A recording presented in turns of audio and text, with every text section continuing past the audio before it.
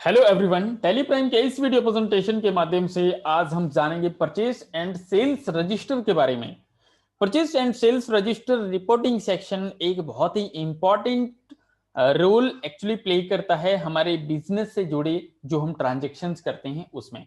Mainly हम day to day जो भी ट्रांजेक्शन्स करते हैं उसमें सबसे ज्यादा हमारा परचेस एंड देन सेल्स ही होता है। तो उसके लिए सेपरेट रजिस्टर्स हमारे टैली प्राइम में अवेलेबल है। बस जरूरी होता है कि स्टेप्स को फॉलो करते हुए आप उस लोकेशन तक पहुंचे जहां पर ये रिपोर्टिंग सेक्शंस अवेलेबल हैं।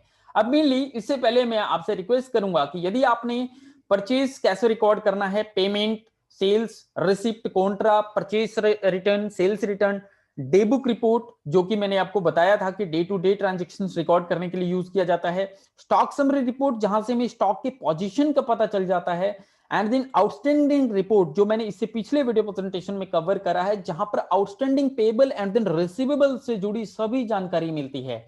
उसके बाद ही आप purchase and then sales register का ये वीडियो प्रेजेंटेशन देखें। इससे ये होगा कि यदि आपने आज का ये वीडियो प्रेजेंटेशन देख लिया और इससे पहले के सभी वीडियो प्रेजेंटेशन देख लिए तो आप आसानी से accounting and then inventory management करना स्टार्ट कर सकते हैं टैली प्राइम में without asking anyone for any help. Because इतना करने के बाद मुझे नहीं लगता कि आपको किसी की हेल्प लेने की जरूरत पड़ेगी, बिकॉज मैंने सभी चीजें step by step and then easy way से बताने की कोशिश करी है। मैंने अपना बेस्ट देने का कोशिश किया है। आई होप आपको इससे हेल्प मिले।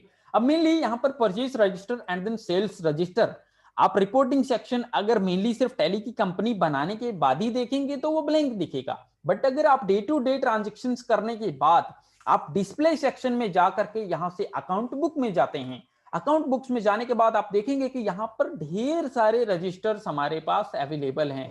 वो कॉन्ट्रा रजिस्टर्ड है, पेमेंट रजिस्टर है, रिसिप्ट रजिस्टर है, sales purchase journal register, debit and then credit note, ये सभी तरीके के रजिस्टर्स यहां पर अवेलेबल हैं। सबकी अपनी एक अलग इंपॉर्टेंस है, आपकी यूज के अकॉर्डिंग, आपकी रिक्वायरमेंट के अकॉर्डिंग। बट मेनली यहां पर मैं सिर्फ purchase register and sales register को ही इसलिए एक्सप्लेन करूंगा बिकॉज यदि मैं ये दो रजिस्टर्स आपको एक्सप्लेन कर दूं तो बाकी के जो भी यहां पर 5-6 रजिस्टर्स हैं वो आप ऑटोमेटिकली एंड देन खुद से आप इसे रीड करके एंड देन अंडरस्टैंड कर पाएंगे। ओके, सो परचेज रजिस्टर में क्या होता है, परचेज से जुड़ी जितने भी आपने ट्रांजेक्शन्स करी है एक पीरियड में वो सभी परचेज के इनवॉइसेस आपको सेपरेटली यहां पर डिस्प्ले होता है। आप इसको मेनली प्रिंट कर सकते हैं, डिटेल में देख सकते हैं, आप सभी काम कर सकते हैं।